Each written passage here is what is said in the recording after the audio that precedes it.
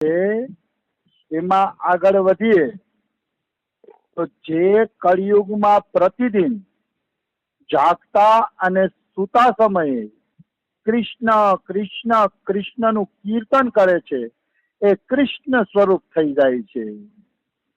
મતલબ કેટલી સરસ મજાની વાત કરી. અને આ સંસ્કૃતમાં આપ્યું છે, કૃષ્ણ કૃષ્ણેતિ કૃષ્ણેતિ નિત્યમ જાગ્રત સ્વપંચ્યય કીર્તયેતુ કલોચ એવ કૃષ્ણ રૂપી ભવેદ ધીસહ. મતલબ સૂતા અને જાગતા જે કૃષ્ણ કૃષ્ણ નામનું કીર્તન કરે છે કે જપ કરે છે તો એ ભક્ત સાક્ષાત કૃષ્ણ સ્વરૂપ બની જશે. નિશ્ચિત, એમાં કોઈ એટલે કોઈ શંકા નથી. આજ સુધી કોઈ મહાનુભાવે કે મહાપુરુષે છે ને આવી વાતો બહાર પાડી જ નથી. ખરેખર વાસ્તવમાં જીવ ધીરે ધીરે ભગવાનનું ચિંતન કરતા કરતા ભગવદ સ્વરૂપ જ બની જાય છે, ભગવાન સમાન જ બની જાય છે. કારણ કે જેનું ચિંતન કરી એવું આપણે બની જાય. અને વૈષ્ણવો ઊંચા નીચા થાય છે. વૈષ્ણવ એવા ઊંચા થાય છે કે જીવ કોઈથી કૃષ્ણ બની ન શકે, સદાય કૃષ્ણનો દાસ જ રહીએ. એ વાત સાચી છે કે દાસ તો છે જ એમ, પણ ભગવાન એને દાસ માનતા નથી, પોતાના સમાન બનાવી લે છે.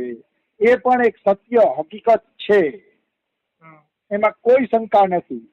એટલે નિર્ગુણ વાળા ખોટા નથી. જીવ ધીરે ધીરે ભગવાનનું ચિંતન કરતા કરતા ભગવાન સમાન બની જાય છે. એટલે જ અહીંયા આપ્યું છે કે જે કૃષ્ણ કૃષ્ણ નામનો જપ કરશે, સુતા જાગતા કૃષ્ણ નામનો જપ કરશે, એ પોતે જ કૃષ્ણ સ્વરૂપ બની જશે. આવી વસ્તુ છે.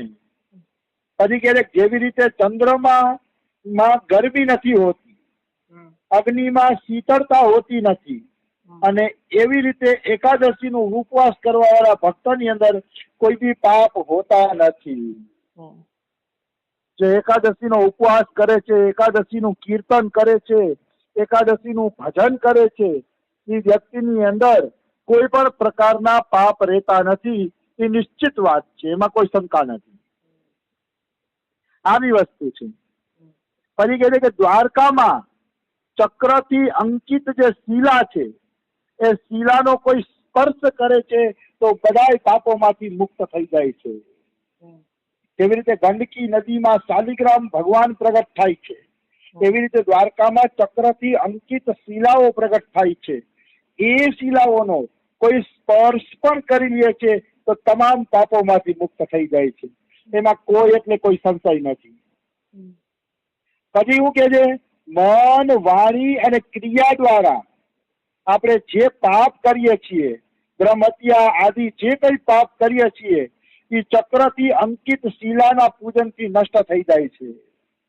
મતલબ દ્વારકા જાય ને તો સમુદ્રના કિનારે, ગોમતીના કિનારે એકાદી શિલા ગોતવી જોઈએ, જેમાં ચક્ર જેવું નિશાન હોય એવી શિલા ગોતવી જોઈએ, અને મળી જાય તો ઘરે લઈ આવી જોઈએ. એમ કે એ શિલાનું કોઈ પૂજન કરશે તો મન અને વાણી ને ક્રિયા દ્વારા થયેલા પાપો નષ્ટ થઈ જશે. જન્મ ભરના તમારા પાપ નષ્ટ થઈ જશે એ શિલાના દર્શનથી, સ્પર્શથી, પૂજનથી. એટલે એવી એકાદી શિલા હોય તો લાવી જોઈએ. પછી હું કે છે આ બહુ દિવ્ય શ્લોક છે, જે 1 વર્ષ સુધી ચક્રથી અંકિત થયેલી શિલાની પૂજા કરે છે, દર્શન કરે છે, સ્પર્શ કરે છે, તો એ પાપી હશે તો એ મર્યા પછી વિષ્ણુ ભગવાનના ધામમાં જશે. કેવડી મોટી વાત કરી દીધી.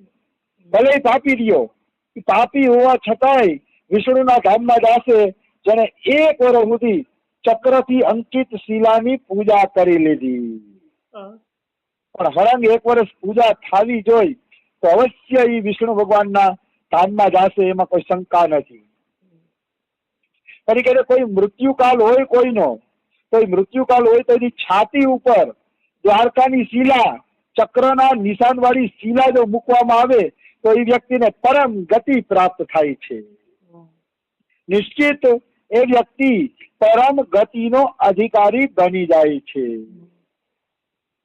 હજુ કહે છે કે ગોમતી ચક્રથી ચિહ્નિત શિલા જો છાતી ઉપર રાખવામાં આવે તો યમરાજના દૂતો દૂરથી ભાગી જાય છે અને એ મનુષ્ય વૈકુંઠ લોકની અંદર નિવાસ કરે છે.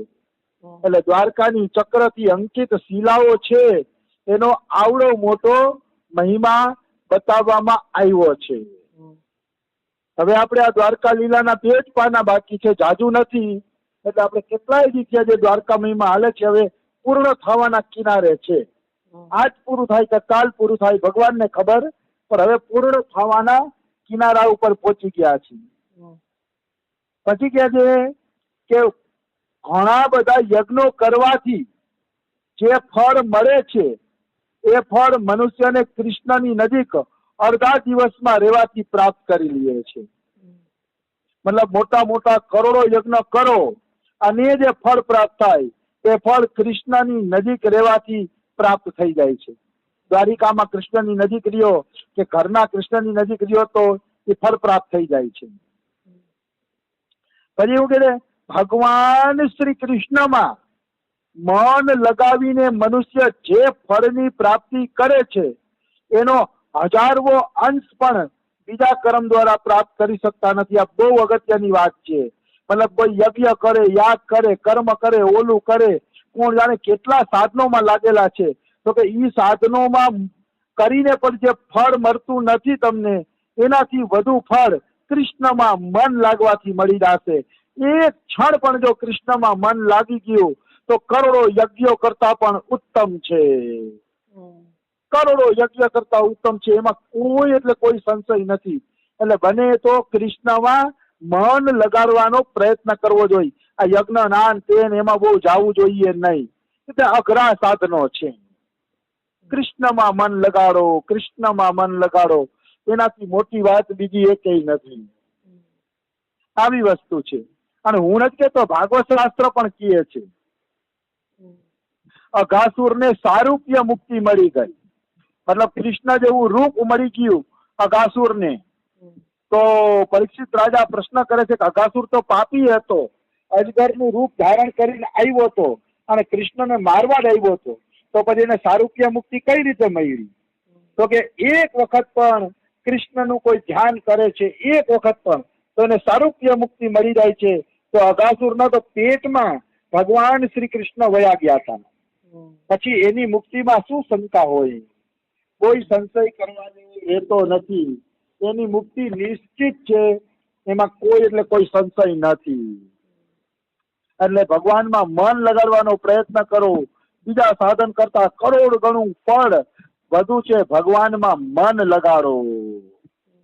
પછી હું કહે છે જે રાગ દ્વેષની આગમાં બળી રહ્યા છે અને અજ્ઞાનમય વિષયોમાં આસક્ત છે એવા મનુષ્યને સ્વસ્થ કરવા માટે દવા છે ભગવાનનું નામ. મતલબ જે સંસારમાં હરગે છે, રાગદ્વેષ કરે છે, રાગદ્વેષમાં હરગી રહ્યા છે, આવા બધા જીવોને જો કોઈ મોટા મોટી દવા હોય તો એ દવા છે વૈષ્ણવ ધર્મ. ભગવાનનું નામ, ભગવાનની કથા. વૈષ્ણવ ધર્મ એટલે શું?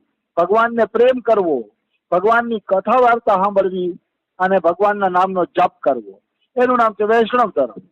બાકી કોરા તર્ક ઉપર અને કોરી યુક્તિ ઉપર કોઈ ભગવાનને પામવાની કોશિશ કરે તો એ પામી શકશે નહીં. વૈષ્ણવ શાસ્ત્રો તો દીવાનું કામ કરે છે. ભાગવત ગીતા અને રામાયણ તો દીવાનું કામ કરે છે. એના ઉપર કોઈ આવશે તો અવશ્ય ભગવાનની પ્રાપ્તિ કરી લેશે. એમાં કોઈ એટલે કોઈ સંશય નથી. આવી વસ્તુ છે. વિદ્વાનોએ તો સદાય કૃષ્ણના મનન ચિંતનમાં જ ડૂબેલું રહેવું જોઈએ. એનાથી મોટું ફળ બીજું એકેય નથી. ભગવાન શ્રી કૃષ્ણની સમક્ષ રાત્રિમાં જાગરણ કરવામાં આવે તો માનવાનું કે ઈ દેશ દ્વારિકા દેશ જ છે. મતલબ 11નું કે 12નું કે કોઈ પણ રાત્રિનું જાગરણ કરવામાં આવે અને જાગરણમાં ભગવત કથા, ભગવત કીર્તન કરવામાં આવે તો એમ માનવાનું કે ઈ દેશ સાક્ષાત દ્વારકા જ દેશ છે. મતલબ ઈ દેશ ત્યાં સુધીમાં દ્વારકા બની જાય છે. મતલબ ત્યારે અહીંયા દ્વારકામાં રહેવાનું ફળ પ્રાપ્ત થાય છે. એમાં કોઈ એટલે કોઈ સંશય નથી. જે માનવ કળિયુગમાં દ્વારકાનો મહાત્મ્ય સાંભળે છે કે બીજાને સાંભળવા માટે ભાવ ઉત્પન્ન કરે છે તો એને 100 યજ્ઞનું ફળ મળે છે. માનો હું દ્વારકાધીશનો મહિમા બોલું છું તો મને 100 યજ્ઞનું ફળ મળી ગયું, ચાલો પાકું. પણ તમે આ દ્વારકાધીશનો મહિમા સાંભળીને બીજાને પ્રેરણા કરો કે ભાઈ તમે દ્વારકાનો મહિમા સાંભળજો, આ સાંભળવા જેવો મહિમા છે તો તમને 100 યજ્ઞ કરવાનું ફળ મળશે, કારણ કે દ્વારકાનો મહિમા સાંભળવા માટે તમે પ્રોત્સાહન પૂરું પાડ્યું.